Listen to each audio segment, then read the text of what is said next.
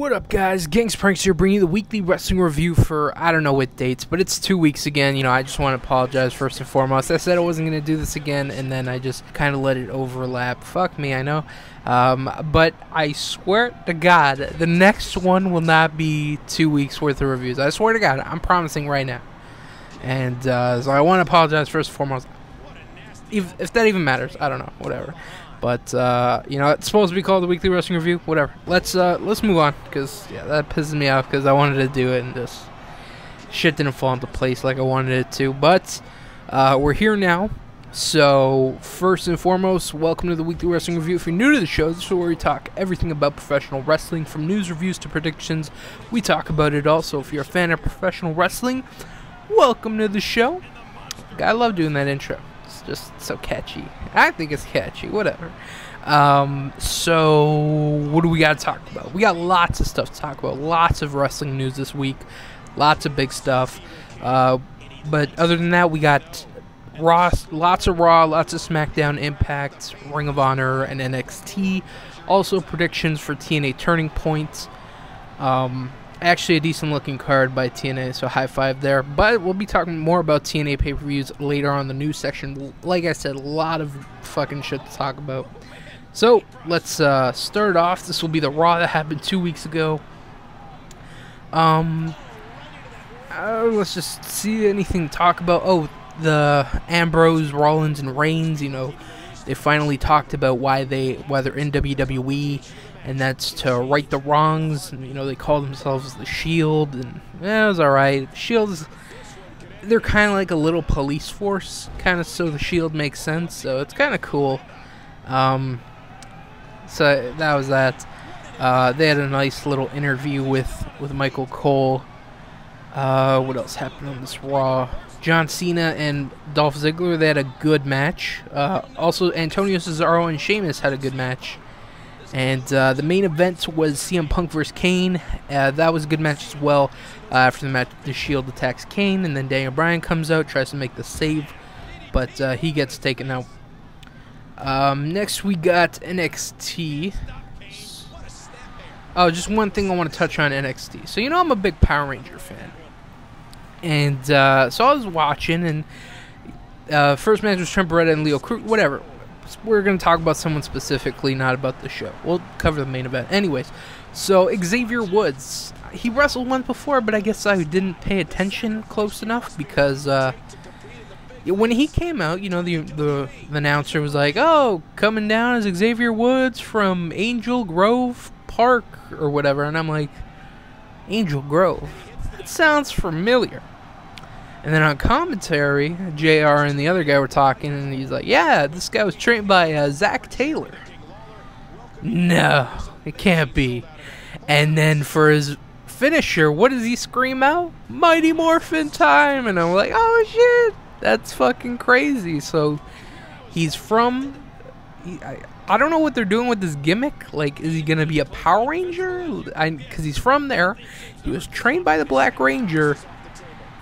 His finisher's kind of dumb, the Mighty Morphin thing, and then he does this stupid move. It's not devastating enough for me. It's just like a little clothesline bump on the head thing, and it's just really weak sauce.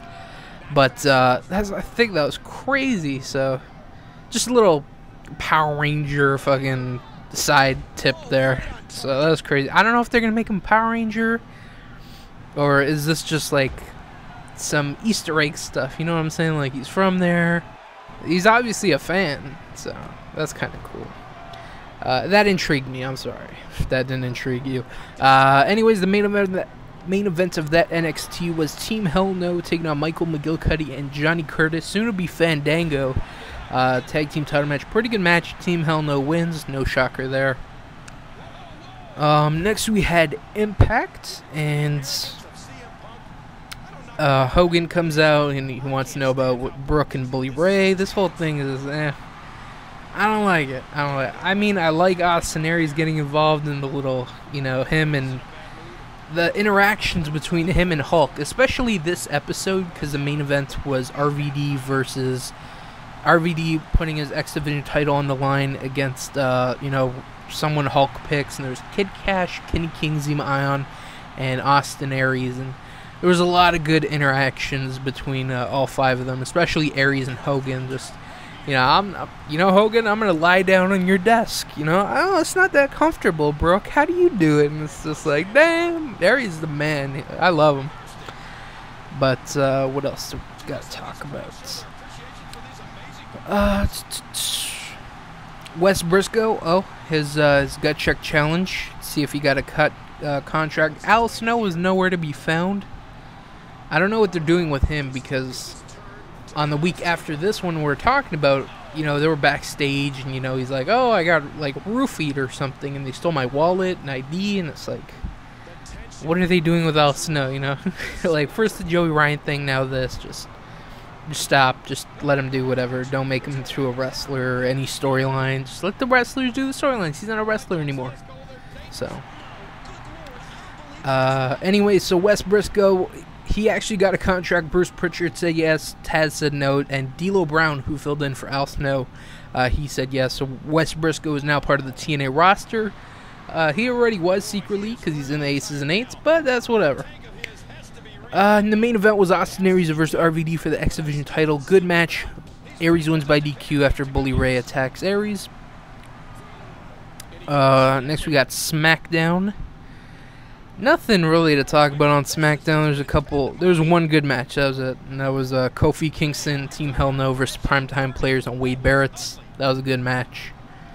Oh, and the opening match was good too. Del Rio and Cena. That was also pretty good.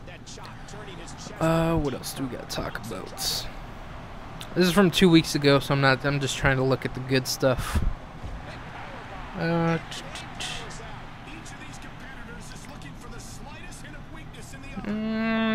think we're good. We covered everything. Alright, so now this is the stuff that happened last week. So we'll start out with Raw. Nothing. I'm trying to find the main juicy stuff to talk about, because there's a lot of stuff to talk about in the news section. So I want to try and get to that right away. But not before I cover all my bases. CM Punk, Paul Heyman, and The Miz. You know, The Miz challenged Punk to take a lie detector test and to see if the Shield is helping him out. That was the main event. We'll cover that in a second. Damian Sandow came out, and he's looking for an apprentice. You know, Cody Rhodes being injured and stuff. He needs a little sidekick, and he comes out and embarrasses whoever he picks from the crowd, who's usually an actor. And, you know, Santino comes out, has a match with him after.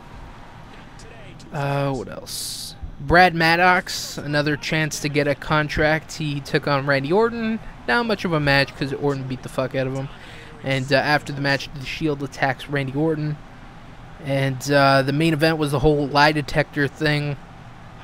Miz and Punk, they had some pretty good stuff. You know, Punk, I don't know if it's animosity. I think it's just friendly bashing each other. You know, you have that friend, you're like, you're an idiot. You know, you're a queer. You know, all this good stuff. All this good stuff. Anyways, so I think it was playful. It kind of came off as playful, but kind of, you know, jabs. You know what I'm saying? Like Miz was talking about something like he'd never forget, and, you know, Punk's like, yeah, you went to wrestling school. I think you forgot a lot about what happened there. That was really good. That was my favorite line. A lot of people like the I don't suck, but your mom does. That was a very popular line. That wasn't as good as the whole wrestling school thing to me, anyways. But, what else? The Shield comes out, attacks Miz, Team Hell No, and Ryback come out, and a huge brawl erupts. Then Ryback turns his attention to Punk, beats him with some ladder and chairs, and then power bombs him through a table. Because, of course, Punk and Ryback going to have that TLC match at TLC. Or are they? Breaking news, not really. Punk will not be going to TLC. We'll talk about that more in the news section. Lots to talk about in the news section. NXT, just some okay matches, nothing too big. They seem to, WWE, it seems to be really big on Corey Graves. I don't know what it is. I don't see it. It's the look. It's the look that really throws me off. Those tight jeans with the suspenders.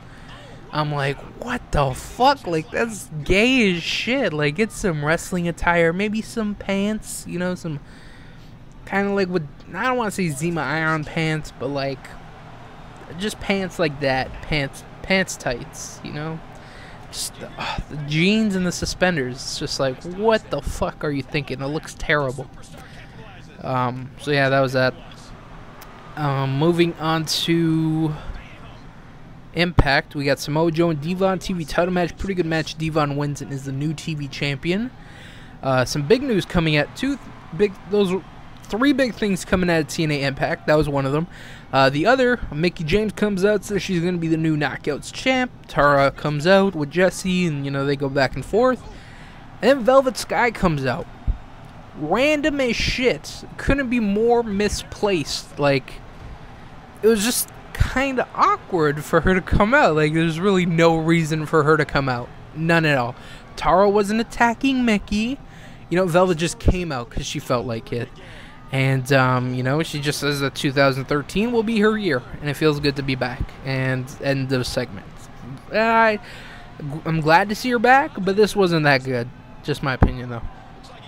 And the other thing, the other big news coming out of Impact is 1/3/2013. So a mysterious promo aired saying a reckoning is at hand. Their road to hell will be paved in their own blood. And then the numbers 1/3/2013. Why don't you just say it's Abyss? Because it's just the most obvious thing I've ever fucking seen. A reckoning is at hand. Their road to hell will be paved in their blood. What does that mean? Does that mean Abyss is coming back to get revenge for what they did to his brother? No, that can't be it. No. Oh, wait. That's exactly what it means. And maybe there's some twist and turn in between, but for the most part, I think it's 99.9% Abyss. Unless it's Claire Lynch, you know? A reckoning is at hand. Their road to hell will be paved in their own blood. You know what I'm saying? That could be Claire Lynch. Hopefully we don't see her ever again. Hopefully. But, yeah. So I'm going to go with Abyss on this one. No shocker there. I was kind of surprised it took him so long to debut. I thought he would debut at the last pay-per-view during the Doc Joseph Park match, but they're holding it off for next year. I don't know why, but whatever. Does that mean no more Joseph Park? Hopefully. I really don't like it. Just bring back Abyss. More Monster Abyss. Don't make sorry about that. Just don't make him talk. Just let him beat up people, destroy them. Let him actually be the monster. And no flannel either. No flannel. Any other stuff to talk about Impact? There was a good match. Zima Ion, Kenny King, and Kid Cash. Good match. Kenny wins, and will take on RVD for the X Division title at Final Resolution. I'll give my predictions for that in just a second. And that's about it. There was a good main event. Bobby Roode, Christopher Daniels, and Kazarian taking on AJ Styles, Jeff Hardy, James Storm. Good match. Hardy, Styles, and Storm win. After the match, Aces and Eights attack Hardy. And it seems that Bobby Roode hired the Aces and Eights to attack Jeff Hardy. And there's still some bad blood because the Aces and Eights did attack Jeff Hardy at No Surrender and almost cost him his #1 contender. But I don't know if they're going to do a storyline there. We'll have to wait and see. Next we got SmackDown. It was an okay SmackDown. Not much to talk about. Like, really not much to talk about. The best thing was Alberto Del Rio and Sheamus. Good match. Sheamus wins. That was the main event. Other than that, nothing of note to talk about. Oh, Wade Barrett and Randy Orton, they had a pretty good match as well. Next we got Ring of Honor. Starts out with the Briscoes and the Headbangers. Pretty good match. Briscoes win. Next we got QT Marshall taking on Adam Page. This was okay. Marshall wins. After the match, Prince Nana attacks R.D. Evans. And Nigel McGuinness comes out and makes Nana versus R.D. Evans. Makes a match between them at Final Battle. Final Battle is actually looking like a pretty good pay-per-view. I'm actually excited to watch this. Not that I'm not excited to watch other Ring of Honor pay-per-views, but for their last show of the year, this is exciting. You got Matt Hardy versus Adam Cole. You got Ladder War between Kevin Steen and El Generico. You got the three-way tag team title match. You got Jerry Lynn having his retirement match against Mike Bennett. I would have liked to see a different opponent, but whatever. I think Roderick Strong against Michael Elgin. And the American Wolves return. So there's a lot of good stuff on this pay-per-view. I'm excited. And Nana and R.D. Evans, yeah, I think it could be entertaining, but it's not going to be the match of the night. You know, I think everyone knows that. Anyways, the main event was Michael Elgin taking on Davey Richards. This was a really good match. These two always have good matches, so no shocker here. Elgin ended up taking the victory here. What else? That's it for the show, actually. If you want to watch Ring of Honor and don't know how to watch it, what you want to do is you want to go to ROHWrestling.com. Sign up for a free account, and you can watch the show there every Thursday. So, good hour of wrestling for you. Next, we got Turning Point. I'm just going to quickly give my predictions. So, first match, Austin Aries versus Bully Ray. Like I said, I'm not really too excited for this feud. This match could be good. They had a good match at, I think, I was going to say Survivor Series. Slammiversary, I think it was, or Sacrifice, one of them. And, hopefully Aries takes this. You steal the victory, whatever you got to do. Brooke will probably get involved, distract Bully, and allow Aries to take the win. Next, we got Tara versus Mickie James Knockouts title match. I see Tara winning. You know, Jesse will get involved somehow and cost Mickie the title, and then maybe transition to a Velvet Tara feud, which could be good. So I'm going to go with Tara on that one. Next, we got AJ Styles and Christopher. AJ Styles taking on Christopher Daniels. This, it came out of nowhere. You know what I'm saying? Like, I know they have bad blood, but this is going to be the one more match. I think this is the final match between these two. Hopefully for a while. And, you know, AJ has lost the past couple matches, so I think he might have to take this one. You know, finally end this shit. I just want to see him do something else. Like, I really want to see him in the X Division. Like, that's what I really want to see AJ do. Be in the X Division. But, it might happen if he loses. Well, maybe he wins. Yeah, the whole, like, I had this planned out perfectly in my Bound for Glory. I'm like, you know, have AJ Styles lose at Bound for Glory. And then you just have him, like, reconsider it. I'm like, holy shit, maybe TNA is doing what I said. You know, maybe they'll watch the video, they're like, holy shit, that's a good idea. And, they had him reconsider everything. You know, they made it a big deal, you know. Oh, what's AJ gonna do? He can't get a world title match forever. Or for a year, I mean. And then Christopher Daniels. I'm like, you could have had him go to the X Division. Have him in RVD X Division style match. 20 minutes, amazing match right there, but whatever. So I'm just going to go with AJ on this one. Next, we got 8-man tag. Aces and Eights will be taking on Kurt Angle, Samoa Joe, Garrett Bischoff, and Wes Briscoe. I could see Wes Briscoe turning on Angle and then revealing himself to be an Aces and Eights member, and then that kind of branch into a feud. Or maybe a Garrett-Wes Briscoe feud. Or maybe have Wes Briscoe turn on the team, have a match at the next pay-per-view with Angle, and then have Garrett turn on AJ, or turn on Angle, and Garrett and Briscoe reveal that they're part of the Aces and Eights. That would be cool. I'm just gonna go with Aces and Eights on this one. Just, I think they'll take it. Next, we got, for the X Division title, RVD will be taking on Kenny King. I think this match should have happened at the last pay-per-view. Should have just not given it to Joey Ryan. Let him do his tag team stuff. Let Kenny King come in. I'm really excited for this match. I think this could be a really good match if they give it time. Give it like 15 minutes, 12. I see it getting like 7-8 minutes. Like, they really need to give it like 12, 15 minutes, and it could be a really good match. But I think they're only going to give it like 8 minutes, which really sucks because this match could be a good long match. Definitely got to go with RVD here, but I'm excited to see this match. I really am.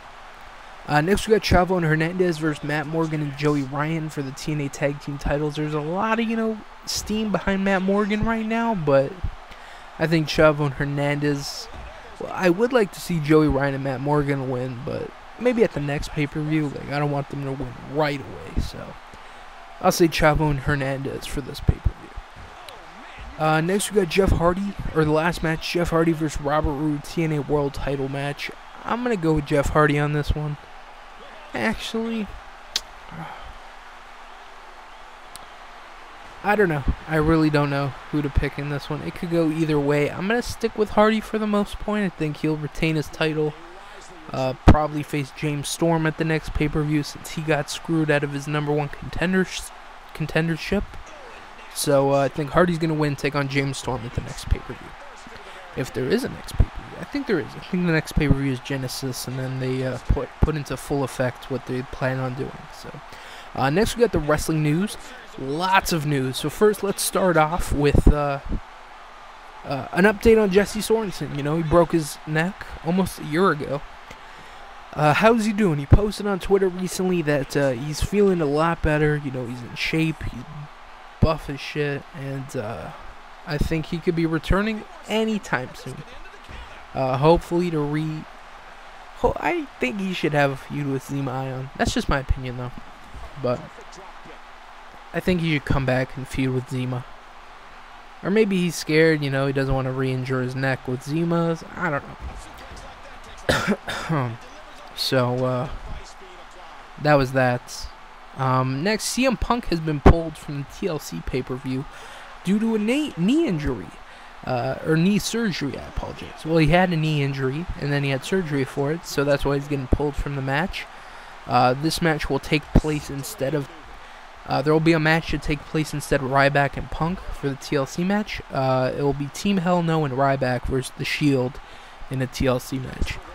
This is the second time a pay-per-view has kind of fucked up because of an injury, because at Hell in a Cell it was supposed to be Cena and Punk, but Cena got injured and he had to have surgery, so it changed to Ryback and Punk, and now, they're doing the whole Ryback-Punk feud, but Punk gets injured and then Ryback doesn't have his opponent, so that kind of sucks. But hopefully CM Punk is healthy enough by Royal Rumble to face The Rock, because I'm really looking forward to that pay-per-view. I'm really excited about that match, so hopefully he's healed up by then. But is this going to main event the show? Ryback and The Shield? Ryback Team Hell No versus The Shield? I don't know if it's going to main event it, but it's an okay match. I'm excited to see Dean Ambrose and Seth Rollins actually in a match. Especially, it's the first ever 6-man tag TLC match. That should be exciting. Lots of good stuff. Lots of high spots I see in this match. So yeah, that's cool. Next we got Kenneth Cameron has been released by WWE. According to Florida.arrest.org, Cameron was arrested on the eve of Thanksgiving for disorderly intoxication and battery on a law enforcement officer. He was released on $5,100 bail, $5,100, I think. That just didn't sound weird in my. It sounded weird in my head. This is his second incident with the police. On January 2011, he was charged with a DUI. So the Ascension is no more. What a fucking... that sucks so much, because I was really enjoying the Ascension, and it's over because of a stupid reason. He got drunk, and he fought a cop, or he hit a cop, or whatever. What a fucking dumbass. That's all I gotta say. Who gets drunk and fights a cop on Thanksgiving? Like, what the fuck? What an idiot. But I'm not gonna judge him, even though I said all that stuff. So I don't know if he's going through some personal issues, but if he does have an alcoholic problem, hopefully WWE Wellness Policy will step in and offer him some sort of rehab. Because he's a very young guy, a lot of upside. I was really excited about the Ascension. Maybe he can come back sometime down the line. But yeah, that really sucks. The Ascension's over with now. A promising young team is gone with. Done. Poof. I was waiting for them to debut in the main roster, but that's not gonna happen anymore. Sorry about that. According to the last but not least, according to the Wrestling Observer, TNA will be cutting down on the amount of pay-per-views in 2013. As a result of Lockdown being moved from April to March, this shift will put Lockdown, TNA's third biggest event after Slammiversary and Bound for Glory, dead in the heat of WWE's WrestleMania build-up. The February Against All Odds pay-per-view is being removed from the schedule, so there will be a large time to build into Lockdown after Genesis in January. The same goes for No Surrender. In order to create a distance between Hardcore Justice and Bound for Glory, No Surrender is going to get cut. TNA President Dixie Carter is reportedly looking to improve quality rather than quantity and has been looking to cut back on the amount of pay-per-views. The hope is that by creating a longer distance before two of the major shows, it will increase buys enough to cover for the loss of the two smaller scale events filmed at the Impact Zone. So TNA is looking to cut down pay-per-views. I think they want to shrink it down. Well, from what I'm reading here, it's probably going to go from 12 to 10. But I'd like to see that even less. Maybe even 8 pay-per-views a month. Or 8 pay-per-views a year. And I think WWE can learn a lesson in this, because they are fucking crazy with the pay-per-views. I think it was last year, there'd be like a pay-per-view every 3 weeks. I remember there was a pay-per-view 2 weeks. It had 2 weeks of build-up, and the pay-per-view was in 2 weeks. Like, that's crazy. Like, that's ridiculous. They need to cut down. I think they cut down on the pay-per-views, and there's been some kind of build-up for the pay-per-views, but with TNA, that's completely fine. They should have cut down a long time ago when they actually had shitty pay-per-views. Now the pay-per-views have been pretty decent, and that sucks that they're removing them, but the fact that they're removing them means that there's going to be bigger shows, and they'll be saving a lot more money by doing less pay-per-views, so that's fine. And that's good. I think that's good on TNA's part. Lockdown, hopefully it'll mean more. Bound for Glory, same thing. I wonder if they're going to cut Sacrifice out, because usually, well, they moved up Lockdown to April, or to March, because Lockdown used to be in April. So they're cut out, or no, is Genesis? Okay, there's no Against All Odds, so it's going to be pay-per-view in January, no pay-per-view in February, pay-per-view in March. So are they going to cut out Sacrifice to build towards Slammiversary? I think they will. So I think that limits it to, what, 9 pay-per-views this year? There's no confirmed number yet. But overall, I think this is a good thing. I'm tired of seeing just thrown together matches at the end. Just like, hey, we need, you know, a time filler here. Oh, let's put these guys in a match. Fuck that shit. You know, they can finally build towards an X Division match. Because X Division is something that's been lacking as of late. Just thrown together last second. You know, Kenny King, this match was thrown together last second. Like, the whole RVD Zema Ion thing in Bound for Glory was last second. It happened on the very last week before Bound for Glory. Like 3 days before the pay-per-view, they did this. That's terrible. That's fucking no build-up for that match whatsoever. So, I'm happy about this. I might even order pay-per-view now that there's not so many, because, yeah, there's definitely people out there that order TNA pay-per-views and WWE pay-per-views monthly. That's what, $40 on how much are TNA pay-per-views? I think 35 or 40. WWE are like, I think they're 45. They're expensive. Like, that's over $70 a month. That's crazy. That's fucking crazy. No one should be paying that much for pay-per-views. So this is all good news. So I'm glad to see they're cutting down, and hopefully the shows are a lot better. So that was it for the weekly wrestling review, guys. Hope you guys enjoyed. Like I said, there was a lot of wrestling news to talk about, so some good stuff too. And hope you guys enjoyed. In case you missed it, in case you even see this video, like, I know the whole new YouTube layout, it's hard to find videos because the whole, you're main YouTube page is so fucking cluttered with recommendations. So if you're watching this and you're listening this far, to make sure, I don't know if you know about this, to make sure every time you get an upload, if you go on YouTube right now, it should take you to your homepage, and you can see all your subscriptions and recommendations. In the top right, there will be a drop-down bar. It'll be your channel. Click that, and then in that drop-down bar that comes down, it will be subscriptions. You can click on that, and you can, you know, watch all your subscriptions. You probably missed a few, to be completely honest, because with the new YouTube layout, it's fucking terrible. So hopefully you can find everyone's videos that you're subscribed to, even mine. So I want to thank you guys for watching. Come back next week where we got reviews for TNA Turning Points, Raw, SmackDown, Impact, Ring of Honor, NXT, and I think predictions for the Ring of Honor pay-per-view, Final Battle. That should be exciting. And some more wrestling news. And I promise it won't be 2 weeks next time. So I want to thank you for watching. Catch us next time. Peace out.